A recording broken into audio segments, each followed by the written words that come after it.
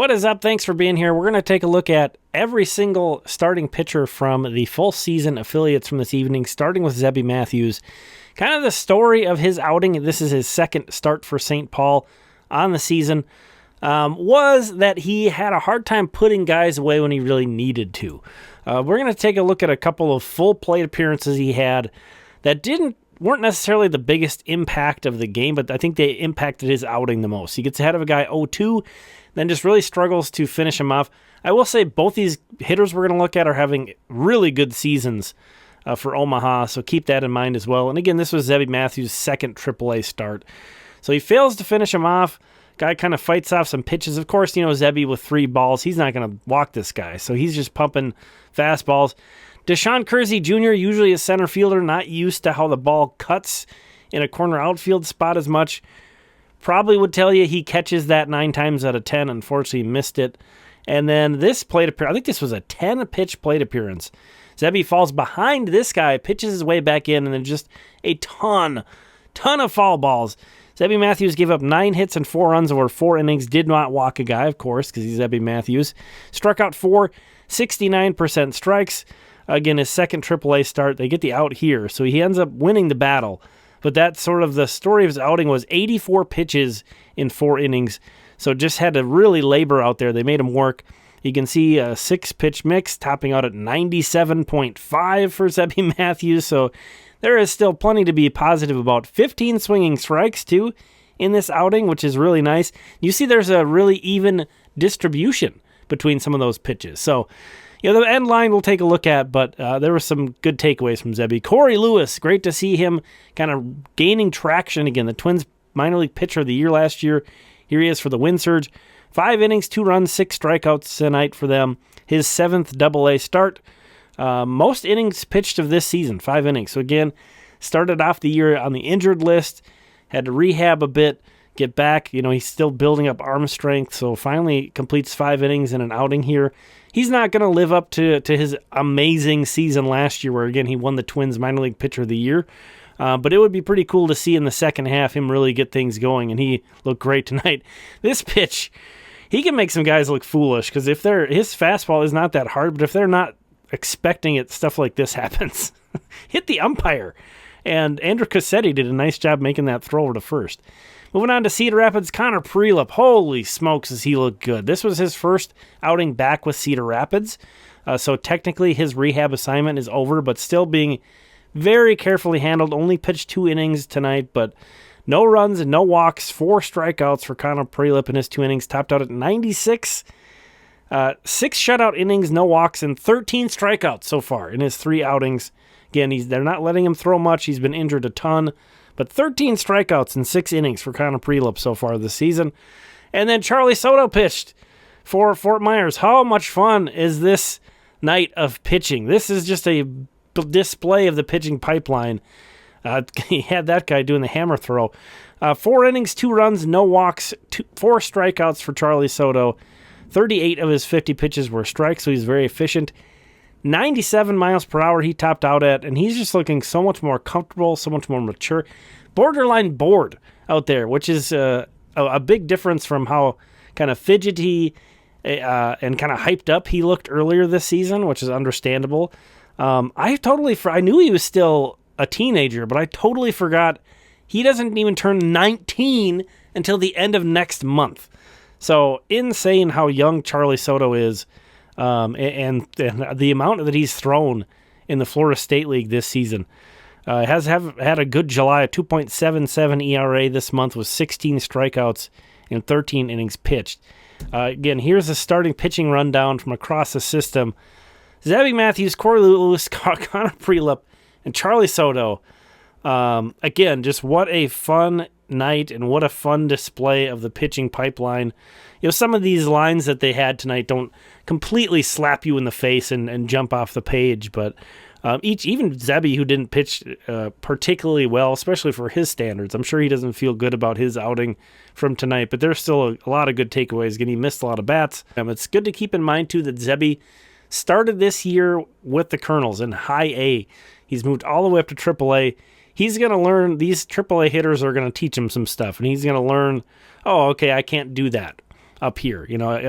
This is how I'm going to have to finish these guys up, or the way I can really set these guys up off of this pitch is this pitch. And, obviously moving up levels to the catchers that you're throwing to, the pitching coaches you have don't know you as well. They got to kind of learn what's going to work for you too. So he's going through that process.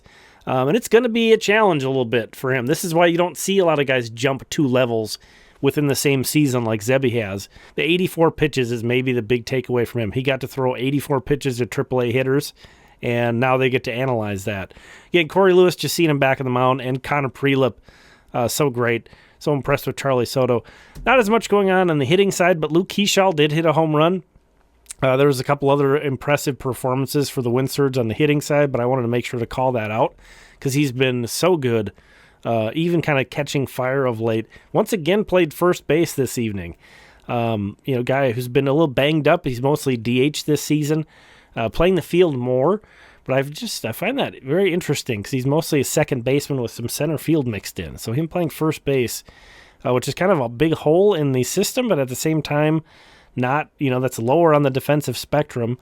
You would think it would be less valuable to have him getting reps in there, but I think, it's never a bad thing to have a bunch of different position experience at a bunch of different positions under your belt. Results-wise, a tough night. Tough night across the system. The Windsurge were the only team that won, and I was getting really nervous there because they led at one point either 10-2 or 10-3. Royce Lewis goes deep off Tarek Skubal. You feel like, oh, okay, what's going on here? Twins up 2-0 in the top of the first half of one of the best pitchers in baseball. And that's all they could do offensively the rest of the whole game, unfortunately. And it was tight. The Twins were up 2-1 until the bottom of the 6th inning, and then kind of things fell apart there. Again, Royce Lewis, who, oh, by the way, was activated. Somehow, one of the biggest news items of the day. I completely glossed over yesterday. I was holding him accountable. That's what we'll go with. I was waiting until he homered. I refused to mention his name until he went deep. So now that he's hit a home run, we can talk about him again. But he had a 2-hit game. Again, drove in those 2 runs on the home run. Also had a double. So great to see him seeing the ball well. Probably going to be seeing him DHing quite a bit. But another activation, Jose Miranda's back activated. And he also got a hit, played third base. So great to see those 2 guys back. Pitching-wise, quality start from Joe Ryan. He struck out 8. Then Brock Stewart and Steven Okert both gave up home runs. At least there's no question as to whether or not there's enough left-handed relief on the Twins.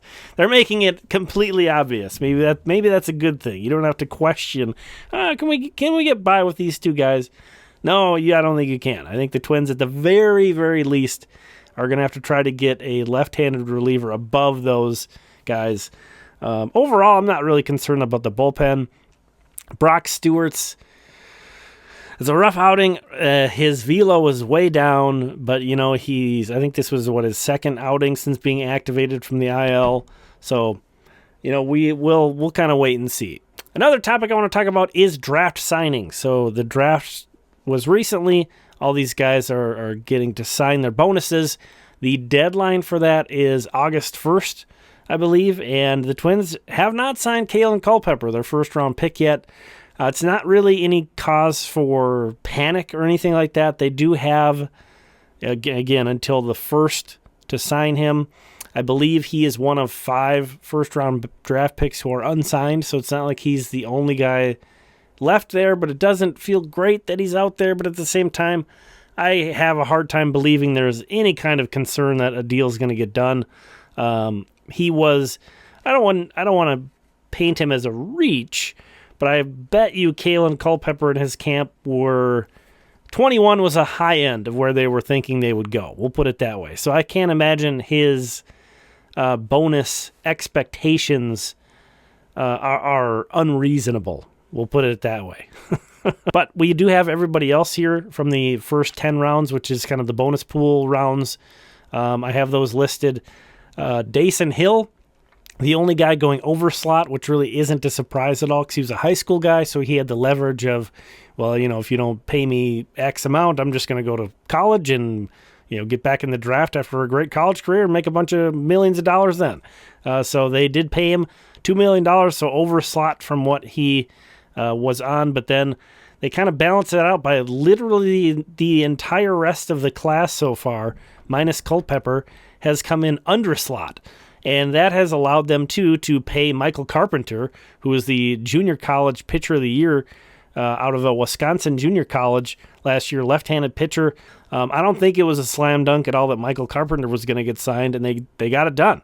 Over $500,000 to sign him. Their 11th round pick, so they essentially paid him like 3rd or 4th round money to get that deal done. And there have been guys that they've taken in the 11th round in the past and not been able to sign. Brandon Birdsell from Texas Tech a few years ago. So it's not a guarantee. So that's a nice kind of bonus to their draft class that they snagged this guy in the 11th round, who is really impressive. He had a lot of leverage because he was about to transfer to a big-time D1 college, ECU, I think, which has a really good pitching reputation. So anyway, just kind of wanted to run through that in, folks. There's so much happening right now. There's the trade deadline stuff, which I'll try to get to talk about. There's some moves today that happened. It's really picking up. Probably tomorrow, maybe this sort of extra inning segment, we'll talk about that. But I wanted to call out, this has been a storyline, all these guys getting signed and where the Twins are at. And Culpepper still being unsigned. That's still a storyline. Again, I'm not worried about it, but it's definitely something to be aware of and be mindful of, as there's so much else going on here. But thanks for checking this one out. I really appreciate you. We'll talk again soon.